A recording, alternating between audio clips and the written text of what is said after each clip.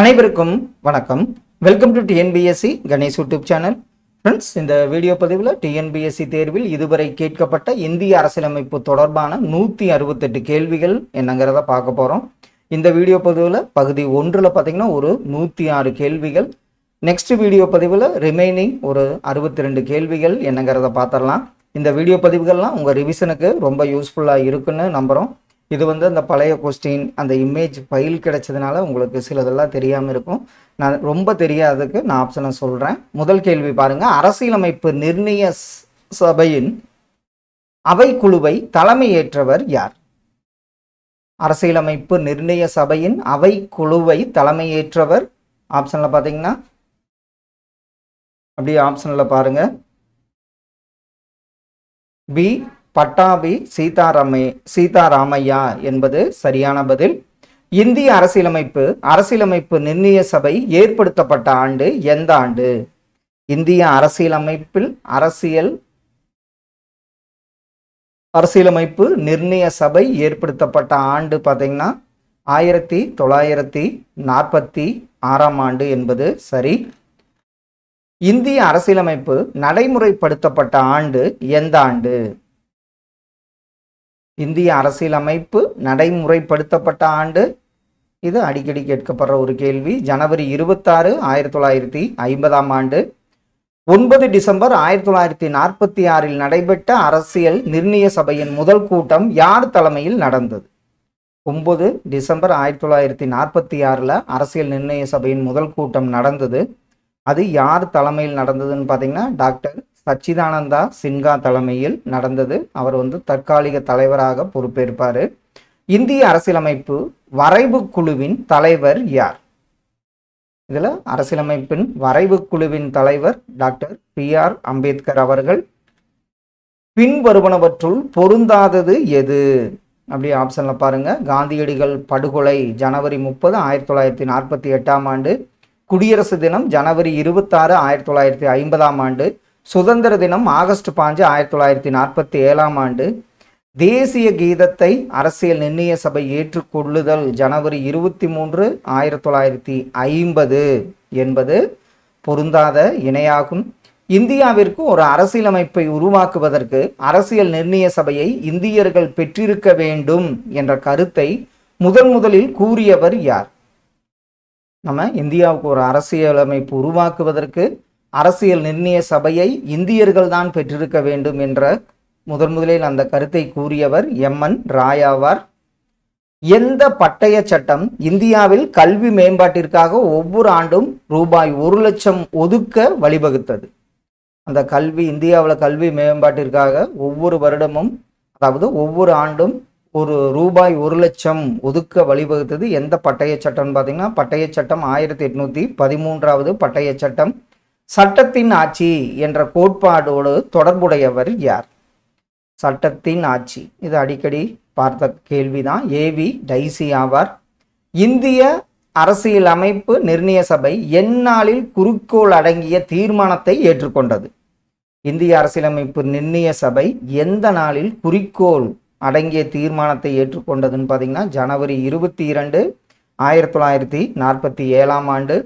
மக்களாட்சி எத்தனை வகைப்படும்?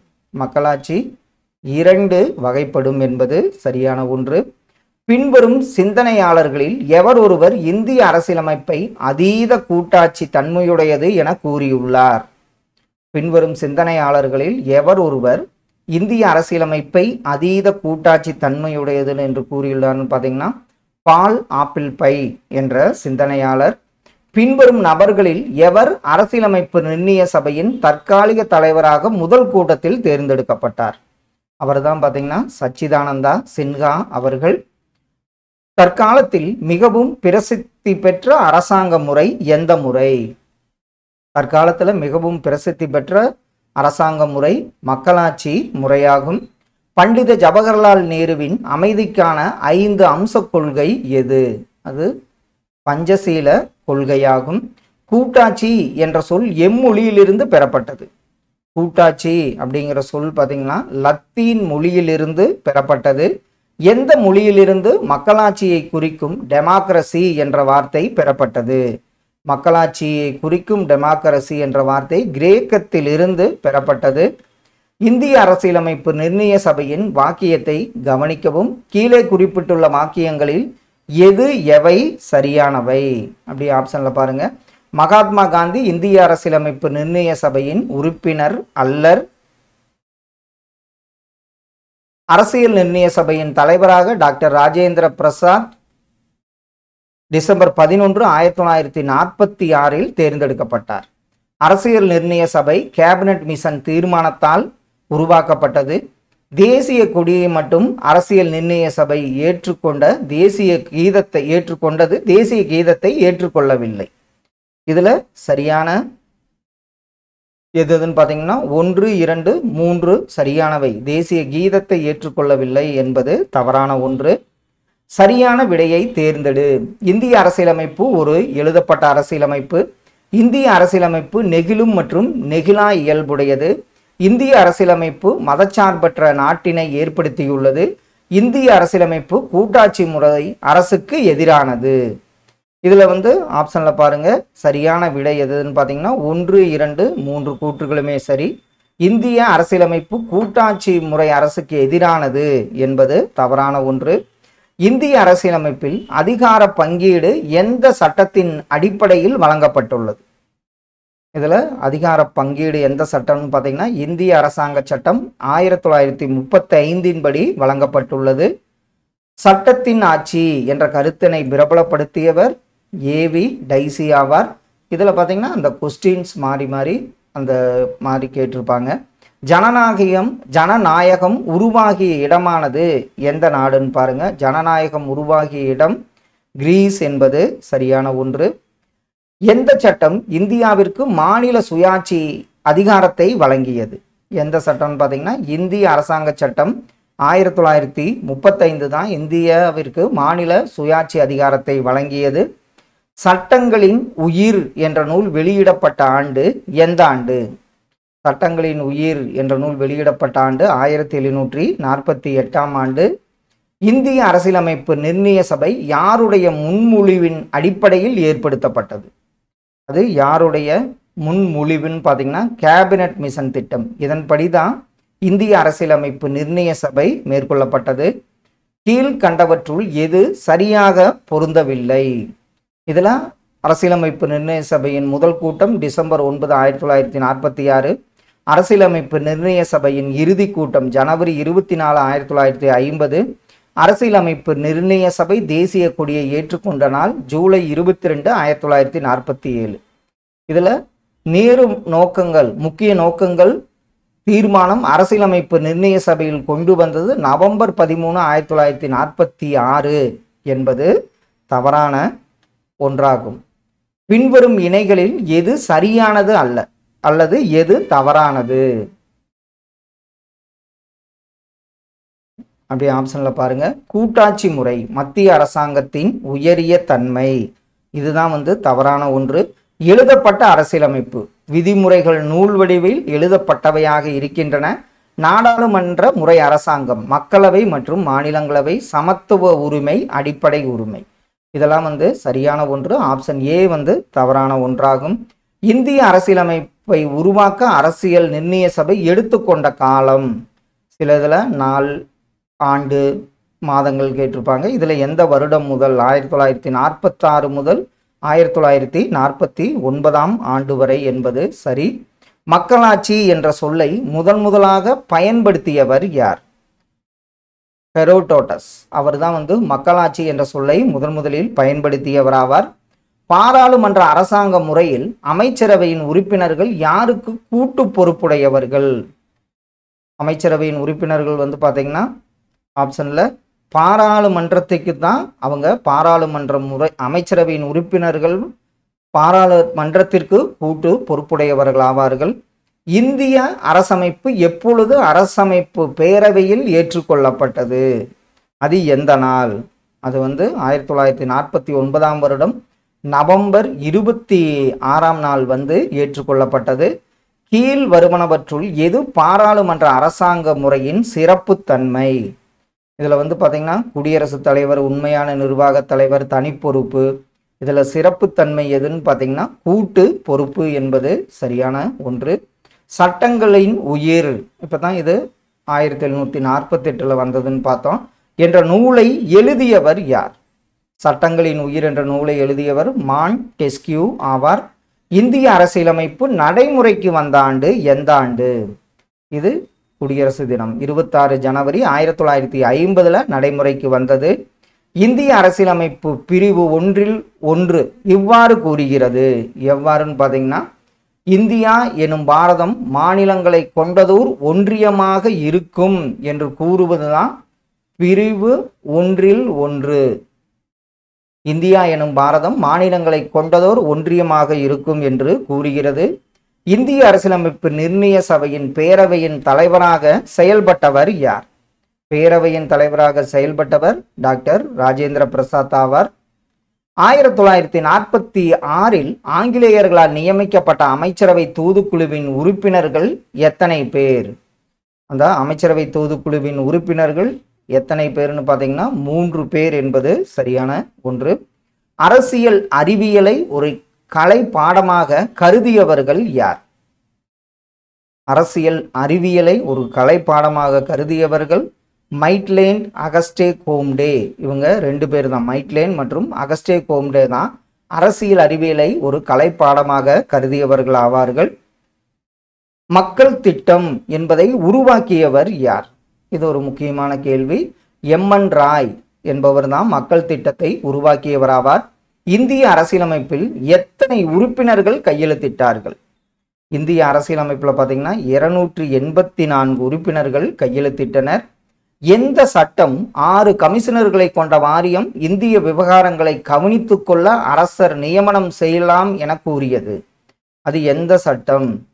பிட்டு இந்திய சட்டம்தான் 6 கமிஷனர்களை கொண்ட வாரியம் இந்திய விவகாரங்களை கவனித்துக் கொள்ள அரசர் நியமனம் செய்யலாம் என கூறியது. இந்திய அரசியலமைப்பு நிர்ணய சபையின் நிரந்தர தலைவர் எந்த ஆண்டு தேர்ந்தெடுக்கப்பட்டார்?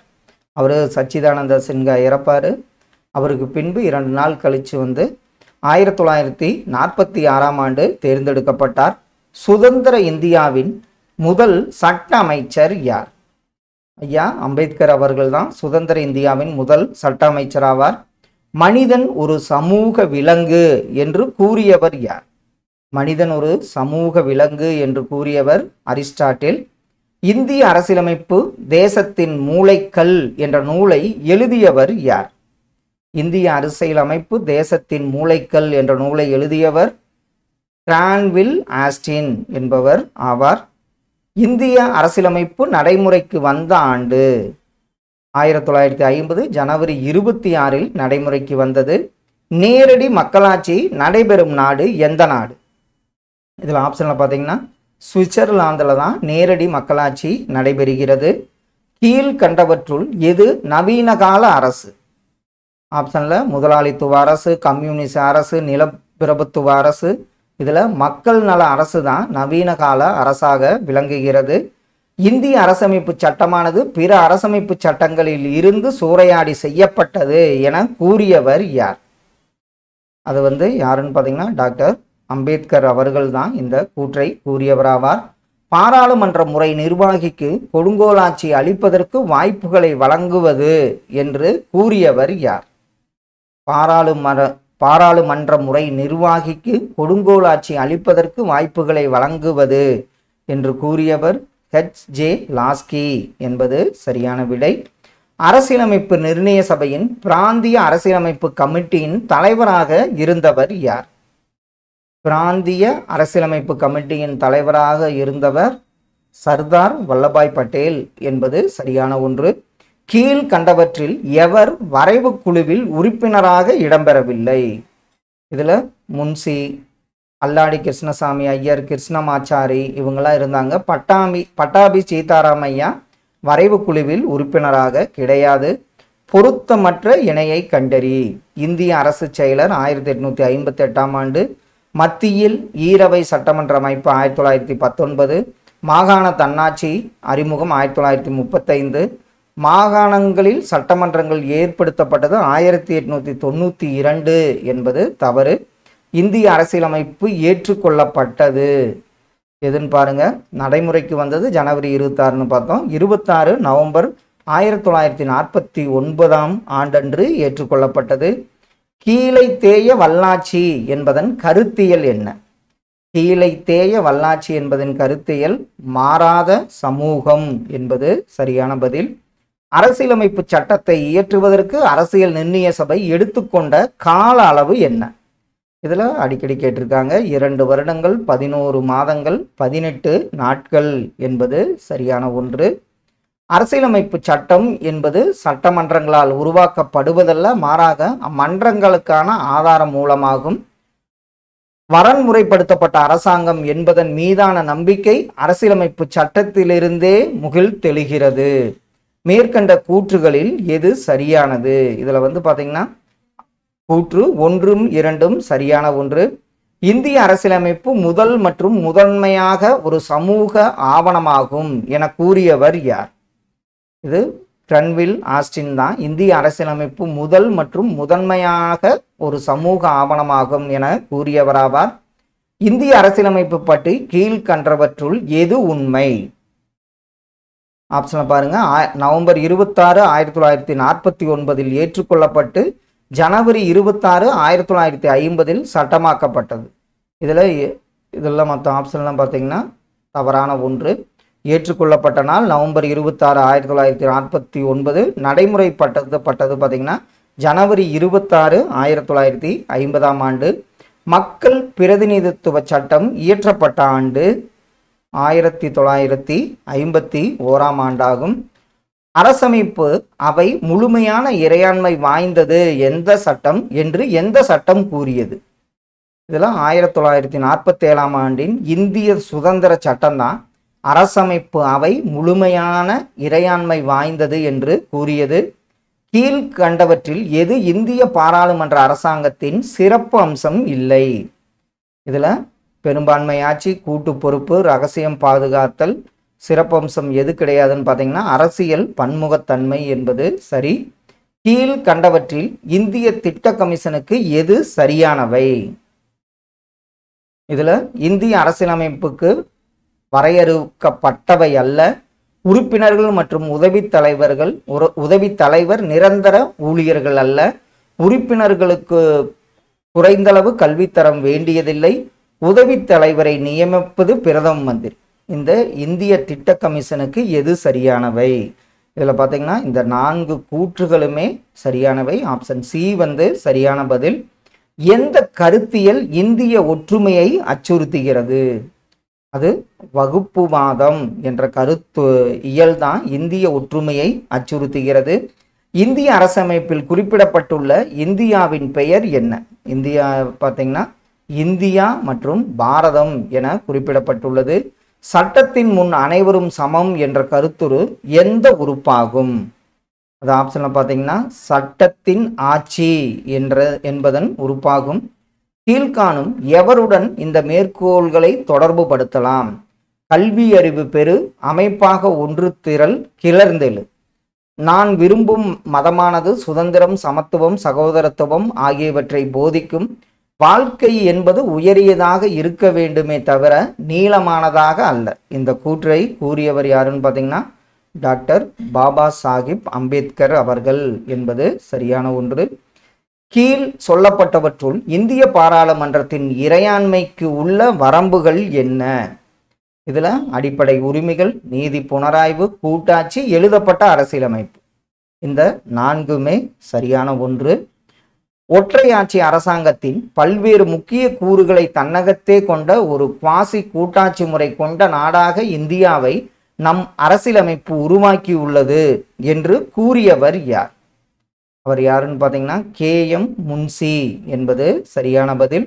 இந்திய அரசமைப்பு நிர்ணய சபை முதல் கூட்டத்தில் தற்காலிக தலைவராக தேர்வு செய்யப்பட்டவர் டாக்டர் சச்சிதானந்தா சின்ஹா என்பது சரியான விடை. இந்தியாவில் பாராளுமன்ற இடது கொள்கை குறிப்பிடுவது என்ன? இது காலனித்துவத்திற்கு பிந்தைய சமூக, பொருளாதார மற்றும் அரசியல் வடிவமைப்பின் சித்தாந்தம். ஆப்ஷனில் பார்த்தீங்கன்னா இந்தியாவில் பாராளுமன்ற இடது கொள்கை குறிப்பிடுவது திருத்தல் வாதம் என்பது சரியான ஒன்று. பின்வரும் எந்த குழு மைய அரசு வலிமை குறைவாகவும் மாநில அரசுகள் அதிகமான சுதந்திரத்தோடு செயல்படுத்துவதற்கு வித்திட்டது? அது எந்த குழுன்னு பார்த்தீங்கன்னா 1946 கேபினட் பணிக்குழு என்பது சரியான ஒன்று. கீழ்காணப்படும் வாக்கியங்களை கருதுக. கிரகண கோட்பாடு என்பது 26 ஜனவரி 1950க்கு முன் இயற்றப்பட்ட அரசியல் சாசன சட்டங்களை சாரும். அரசியல் சாசனம் வந்த பிறகு முன்னுள்ள சட்டங்களின் மீது ஒரு நிழல் பட்டு கிரகண கோட்பாட்டின் கீழ் வந்துவிடுகின்றன. ஏனெனில் இது அரசியலமைப்பிற்கு ஒத்து போகாதது. விதி 13(1) மற்றும் 13(2) கீழ் உள்ள அனைத்து சட்டங்களும் அரசியல் சாசனத்திற்கு முன்பாகவே உள்ள சட்டங்களாகும். இதில் எந்த வாக்கியம்னு பார்த்தீங்கன்னா இதில் 1 மற்றும் 2 கூற்றுகள். ஆப்ஷன் ஏ வந்து சரியான ஒன்று. பொறுத்துக முகப்புரையின் பதம் கூறியவர் யாரு? ஆப்ஷன்ல அப்படி பாருங்க. அரசியல் ஜாதகம் முகப்புரை என்றவர் எர்னஸ்ட் பார்க்கர். அதே மாதிரி அரசியலமைப்பின் சாவி அரசியலமைப்பின் சாதகம் என்றவர் பார்த்தீங்கன்னா KM முன்சி. அரசியலமைப்பின் சாவி என்றவர் எர்னஸ்ட் பார்க்கர். முகப்புரை தான் அரசியலமைப்பின் சாவி என்றவர் எர்னஸ்ட் பார்க்கர். அரசியலமைப்பின் ஆன்மா முகப்புரை என்றவர் தாகூர்தாஸ் பர்கவ். வழக்கறிஞர்கள் சொர்க்கம் அப்படின்னு கூறியவர் பார்த்தீங்கன்னா சர் ஐவர் ஜென்னிங். ஆப்ஷன் சி வந்து இதற்கு சரியான விடையாகும். கீழ் வருவனவற்றை பொறுத்துக. பாராளுமன்ற முறை அரசாங்கம் எதுன்னு பார்த்தீங்கன்னா இங்கிலாந்து. அதே மாதிரி தலைவர் முறை அரசாங்கம் அமெரிக்கா. அடுத்த ஒன்று குழு முறை அரசாங்கம் சுவிட்சர்லாந்து. சர்வாதிக முறை அரசாங்கம் ஜெர்மனி. ஆப்ஷன் சி வந்து இதற்கு சரியான விடை. இந்திய தேசிய சின்னத்தில் பயன்படுத்தப்பட்டுள்ள சத்தியமேவ ஜெயதே என்ற சொற்கள் எங்கிருந்து பெறப்பட்டுள்ளன? இது அடிக்கடி கேட்கப்பட்ட ஒரு கேள்வி. முண்டக உபநிடத்திலிருந்து பெறப்பட்டது. இந்திய அரசியலமைப்பின் மூலாதாரங்களாக கருதப்படும் கீழ்கண்ட இணைகளில் சரியாக பொருத்தப்படாதது எது? இதில் சுதந்திரமான நீதித்துறை அமெரிக்காவிலிருந்து பெற்றோம். ஒற்றை குடியுரிமை பிரிட்டனிலிருந்து பெற்றோம். பொதுப்பட்டியல் ஆஸ்திரேலியாவிலிருந்து பெற்றோம். அடிப்படை உரிமைகளை தற்காலிகமாக நிறுத்தி வைத்தல் ரஷ்யா என்பது தவறான ஒன்றுதான். அவசர நிலை பிரகடனத்தின் போது அடிப்படை உரிமைகளை முடக்கி வைக்கும் முறையை எந்த நாட்டை பின்பற்றி நமது அரசியலமைப்பில் சேர்த்துள்ளோம்? இதற்கு மேலுள்ளதுக்கு ஆன்சர் அது எந்த நாடுன்னு பார்த்தீங்கன்னா ஜெர்மனியிலிருந்து பெற்றுள்ளோம் என்பது சரி. சட்டத்தின் முன் அனைவரும் சமம் என்ற கருத்துரு எந்த நாட்டின் அரசியலமைப்பு சட்டத்திலிருந்து பெறப்பட்டது? அது எந்த நாடுன்னு பார்த்தீங்கன்னா இங்கிலாந்திலிருந்து பெறப்பட்டது. எந்த நாட்டிலிருந்து நாம் பொது பட்டியலை பெற்றோம்? இப்போ தான் பார்த்தோம். அந்த நாடு ஆஸ்திரேலியாவிலிருந்து பொது பட்டியலை பெற்றோம். இந்திய அரசியலமைப்பு பாராளுமன்ற அரசாங்கத்திற்கு மாதிரியாக எடுத்துக்கொண்டது எந்த முறையை?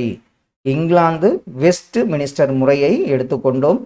நம் தேசிய நாணயத்தின் அடையாளத்தின் இடையே வரும் கோட்டிற்கு பொருள் யாது? அந்த கோட்டிற்கு பொருள் என்னன்னு பார்த்தீங்கன்னா சமத்துவம் என்பது சரியான ஒன்று. கீழ்வரும் எந்த நாட்டு அரசியலமைப்பிலிருந்து குடியரசு மற்றும் சுதந்திரம், சமத்துவம் மற்றும் சகோதரத்துவம் என்ற கூறுகள் நமது முகவுரைக்கு பெறப்பட்டன? அது பிரான்ஸ் அரசியலமைப்பிலிருந்து பெறப்பட்டது. நீதி புனராய்வு என்பதை எந்த நாட்டு அரசியலமைப்பிலிருந்து பெற்றது? நீதி புனராய்வு பார்த்தீங்கன்னா அமெரிக்காவிலிருந்து பெற்றுக்கொண்டோம். இந்திய கூட்டாட்சி முறை இதன் அடிப்படையில் உருவானது. எதன் அடிப்படையில்னு பார்த்தீங்கன்னா கனடா அடிப்படையிலிருந்து நாம் அதை பெற்றுக்கொண்டோம். பின்வரும் எந்த நாளில் தேசிய கொடி நடைமுறைக்கு கொண்டு வரப்பட்டது? அதாவது தேசிய கொடி நடைமுறை கொண்டு வரப்பட்டது 1947ஆம் ஆண்டு ஜூலை 22ஆம் நாள். ரவீந்திரநாத் தாகூர் எழுதிய ஜனகணமன பாடல் முதன்முறையாக கல்கத்தாவில் நடைபெற்ற இந்திய தேசிய காங்கிரஸ் மாநாட்டில் பாடப்பட்ட நாள் எந்த நாள்? அந்த நாள் 27 டிசம்பர் 1911 பாடப்பட்டது. கீழ்கண்டவற்றை பொறுத்துக. ஆப்ஷனில் பாருங்க. சமய ஆட்சி ஈரான், மதச்சார்பின்மை இந்தியா, நேரடி மக்களாட்சி சுவிட்சர்லாந்து, பொதுவுடைமை சீனா. ஆப்ஷன் டி வந்து இதற்கு சரியான பதில். இந்தியாவின் தேசிய பாடல் எது? நம்ம இந்தியாவின் தேசிய பாடல் வந்தே மாதரமாகும். பட்டியல் 1உடன் 2ஐ பொருத்தி சரியான விடையை தேர்வு செய்க. அப்படி ஆப்ஷன்ல பாருங்க. சட்டத்தின் ஆட்சி, இது வந்து பார்த்தீங்கன்னா அரசியலமைப்பின் சிறப்பம்சங்கள் பின்பற்றப்பட்டது எந்த குடியரசு? சட்டத்தின் ஆட்சி இங்கிலாந்து. அதே மாதிரி பாருங்க, நீதி புனராய்வு அமெரிக்கா. 356வது விதி. 356வது விதி வந்து பார்த்தீங்கன்னா 1935ஆம் ஆண்டைய இந்திய அரசாங்க சட்டம். அரசின் வழிகாட்டும் நெறிமுறை அயர்லாந்து குடியரசிலிருந்து பெற்றோம். ஆப்ஷன் பி வந்து சரியான விடை. நீதி புனராய்வு முறை பெறப்பட்ட நாடு அமெரிக்கா என்பது சரியான ஒன்று. பொதுவுடைமை அரசு நிலவாத நாடு எந்த நாடு? இதில் ஜப்பான் என்பது இதில் வந்து பொதுவுடைமை அரசு நிலவாத நாடு. இந்திய அரசியலமைப்பின் சட்டப்படியான நடவடிக்கை என்ற இயல்பு பெறப்பட்ட அரசியலமைப்பு ஜப்பான் என்பது சரியான பதில். இந்தியாவின் தேசிய மரம் எந்த மரம்? தேசிய மரம் ஆலமரம் என்பது சரியான ஒன்று. தகவல் அறியும் உரிமை சட்டம் முதலில் இயற்றப்பட்ட நாடு தகவல் அறியும் உரிமை சட்டம் முதலில் இயற்றப்பட்ட நாடு ஸ்வீடன் என்பது சரியான ஒன்று. இந்தியாவின் தேசிய ஆறு கங்கை. நீதிபதிகள் சட்டமன்றத்தால் தேர்ந்தெடுக்கப்படும் முறை பின்பற்றப்பட்ட நாடு எந்த நாடு? அது சுவிட்சர்லாந்துல தான் நீதிபதிகள் சட்டமன்றத்தால் தேர்ந்தெடுக்கப்படும் முறை பின்பற்றப்படும் நாடாகும். பின்வருவனவற்றில் எது சட்டத்தின் மூலாதாரம் கிடையாது? இதில் பார்த்தோன்னே சொல்லிடுவோம். சாதி என்பது மூலாதாரம் கிடையாது. என்றிலிருந்து தேசிய நாட்காட்டி ஏற்றுக்கொள்ளப்பட்டது? எப்பன்னு பார்த்தீங்கன்னா 1957 மார்ச் 22 முதல் தேசிய நாட்காட்டி ஏற்றுக்கொள்ளப்பட்டது. நீதி புனராய்வு கருத்துரு எந்த அரசியலமைப்பிலிருந்து பெறப்பட்டதுன்னா அமெரிக்க அரசியலமைப்பிலிருந்து பெறப்பட்டது. தேசியம் கீதம் பாடலின் நேரம் எவ்வளவு? ஒரு தேசிய கீதத்தை நம்ம பாடணும்னா எவ்வளவு நேரம்? இது வந்து பார்த்தீங்கன்னா 52 வினாடிகள் தேவைப்படுகிறது. அமெரிக்காவின் 2 முக்கிய அரசியல் கட்சிகள் எவை? குடியரசு மற்றும் ஜனநாயக கட்சியாகும். இந்தியாவின் தேசிய நீர்வாழ் உயிரினம் எதுன்னு பார்த்தீங்கன்னா ஆற்று டால்ஃபின். இதெல்லாம் வந்து எந்தெந்த ஆண்டு ஏற்படுத்தப்பட்டதுங்கிறதும் முக்கியமான கேள்வி. நீதித்துறை செயல்பாட்டு முறை என்ற கூற்று அறிமுகப்படுத்தப்பட்டது எதில் பார்த்தீங்கன்னா ஆப்ஷன்ல நீதித்துறை செயல்பாட்டு முறை என்ற கூற்று அறிமுகப்படுத்தப்பட்டது அமெரிக்காவில். கீழ் வருவனவற்றை பொறுத்துக. இப்படி ஆப்ஷன்ல பாருங்க. அமெரிக்க அரசியல் சாசனம் என்ன சொல்றாங்க? உச்சநீதிமன்ற நீதிபதிகளை பதவியிலிருந்து நீக்கும் முறை. ஜெர்மனியின் வெய்மர் அரசியல் சாசனம் நெருக்கடி காலத்தில் அடிப்படை உரிமைகளை நிறுத்தி வைத்தல். பிரிட்டிஷ் அரசியல் சாசனத்திலிருந்து ஒற்றை குடியுரிமை. ஐரிஷ் அரசியல் சாசனத்திலிருந்து பாராளுமன்றத்தின் மேலவைக்கு பிரதிநிதிகள் நியமனம். ஆப்ஷன் ஏ தான் இதற்கு சரியான விடை. கடைசி ஒன்று, நீதி புனராய்வு பற்றி கீழ் காணப்படும் வாக்கியங்களில் எவை சரியானவை? நீதி புனராய்வு கோட்பாடு UK தோன்றியது மற்றும் உருவாக்கப்பட்டது. இந்திய அரசியலமைப்பு நீதித்துறைக்கு நீதி புனராய்வு அதிகாரத்தை வழங்குகிறது. நீதி புனராய்வு அதிகாரத்தை அரசியலமைப்பு திருத்தம் மூலம் குறைக்க முடியாது. இதில் வந்து நம்ம USAன்னு பார்த்தோம். இதெல்லாம் ஆப்ஷன் பி 2 மற்றும் 3வது கூற்று சரியான ஒன்று. ஃப்ரெண்ட்ஸ், இதில் ஒரு 168 கேள்விகளில் ஒரு 106 பார்த்துட்டோம். ரிமைனிங் 62 கேள்விகளை அடுத்த வீடியோ பதிவில் பார்க்கலாம். கண்டிப்பாக இந்த வீடியோ பதிவுலாம் உங்கள் ரிவிஷனுக்கு ரொம்ப யூஸ்ஃபுல்லாக இருக்குன்னு நம்புகிறோம். Thank you all.